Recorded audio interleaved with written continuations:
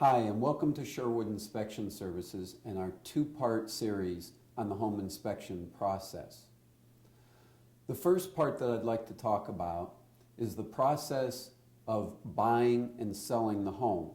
And in this transaction, I've noticed over the last 30 years a few sticking points that I'd like to help you out with. There's the home seller's end and there's the home buying end. One of the things that I noticed is it's not always the home inspection that becomes the sticking point. It's the people within the inspection process that sometimes can be the sticking point. So I'm going to help you, and I've provided a list for you that you can go through to actually help facilitate your part of the transaction.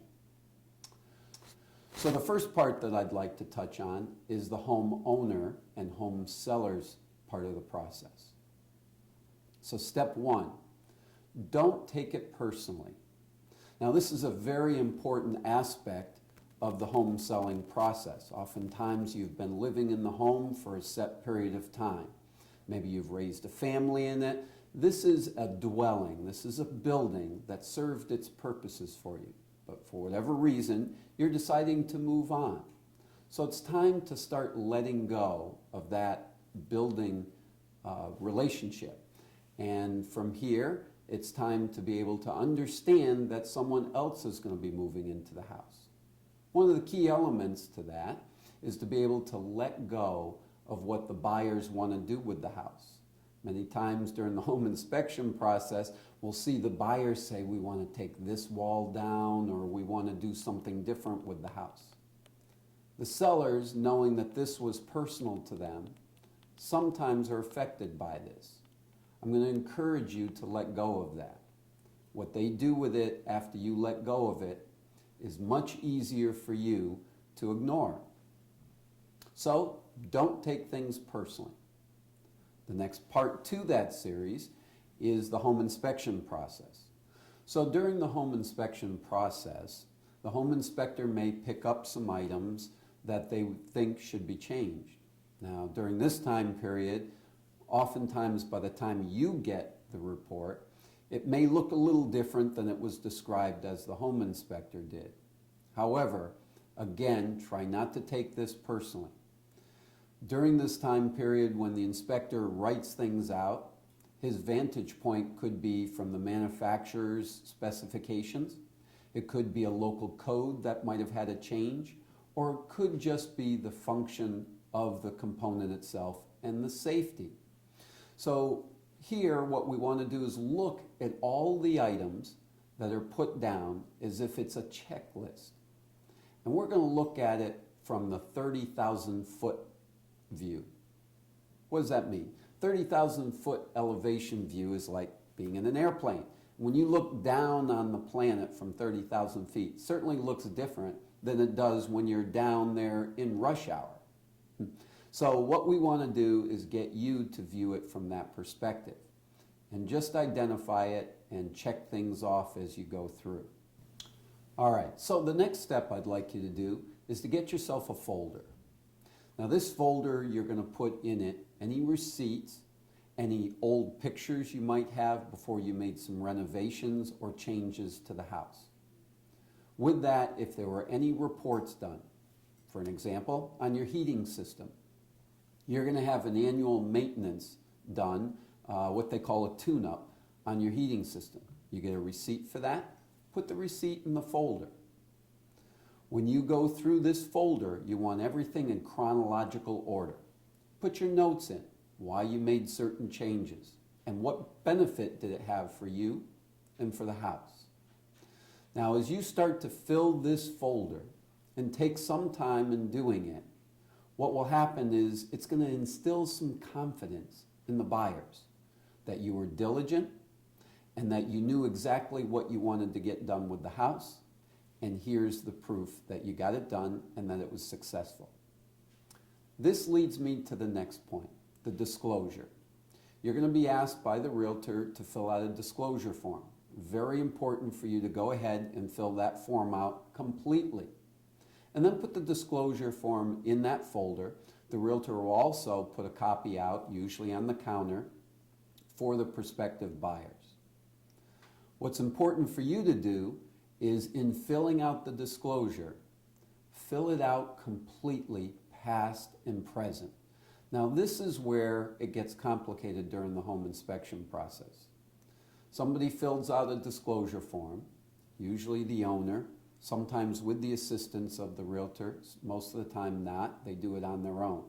So therefore, when they're doing it on their own, they're not quite sure how to fill it out and how far back to go. When you leave history out, the home inspector picks up signs that things have changed. So they alert the buyer to things changing, yet you didn't indicate that things changed. Now the buyer starts worrying, what else did you cover up? So this is my point to you. I ask you and encourage you to do a chronological history as part of the disclosure. Each item, each component. Now, if this is a house where you've bought it, you're flipping it and turning it over, it could be quite a list. You don't need to use just the disclosure form. Make sure that you attach as many pages as you need to paint a picture of exactly what went on through the adventures of this home. The next part to that is you want to make sure that the disclosure and any changes you've made to repair things or fix things up, to change leaks or other things, that you also put the receipts in that order with it. Now again, if you've got any pictures with this, that can be important and valuable as well. The next thing you can do is you could come up with an inspection. Love for you to do an inspection on the house as you go to sell the house. What this does is instill even more confidence that the owner, you, are properly prepared for the sale. The buyers then feel very comfortable with this process.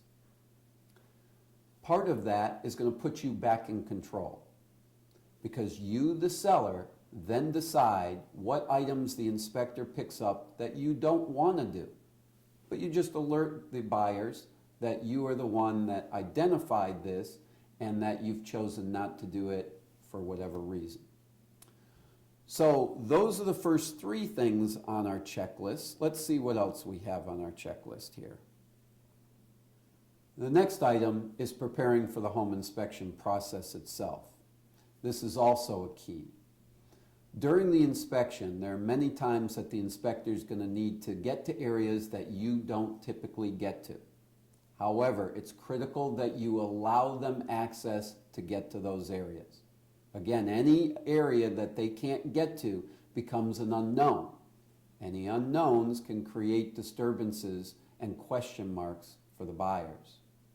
So what I'd like you to do is go through the list as we've provided for you. Make sure that there's access to all mechanical equipment, electrical, HVAC, heating systems, clear access, no stored items around them so we can take covers off and move about around them as we need to. You have an oil tank, gas meter, make sure those are accessible. Electrical panel, the cover has to be removed off of the electrical panel. So make sure that we have full access to all of the screws all the way around the electrical panel cover. Also, you want to make sure that we have access to the attic. Now, many times this access is in a closet. Make sure you remove all the stored items out of the closet and have full access to these areas so that we can easily gain access up into the attic and back down, particularly if there's an HVAC equipment, because we will need to inspect that and be able to see it. We're going to be taking pictures as we go through the home inspection. If you have any areas where you don't want photographs taken or any personal belongings that you don't want in a photograph, please put them away so that the inspector can feel free to get the rooms and get angles of the equipment that they need to. Next is I want to make sure that in giving us full access to things, you're also giving us access to the appliances. Now, some inspectors inspect appliances, others don't. Please don't leave stored items in your ovens so that it doesn't get turned on and your bread cooks. We want to make sure that your other appliances, such as dishwashers, are empty so that we don't spray water on your clean dishes. We're going to go through the house in its entirety, the best that we have access to. If there is something that is winterized, broken, shut off for a particular reason, please tag it and leave a note for the home inspector so that the home inspector knows not to touch that for whatever reason. One of the things you want to think about is computers today.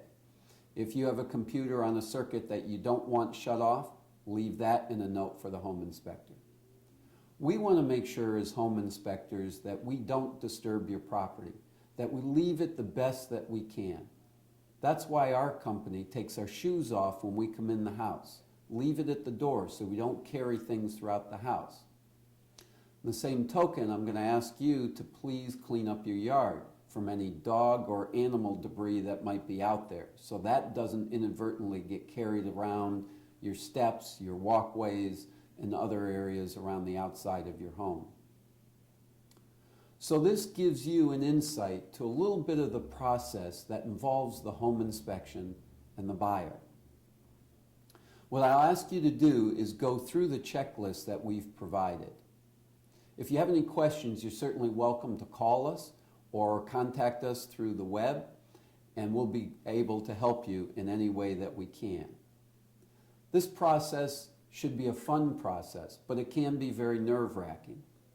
I hope that this video helps give you the information that you need to go through this process smoothly. Thank you very much for joining me in this video.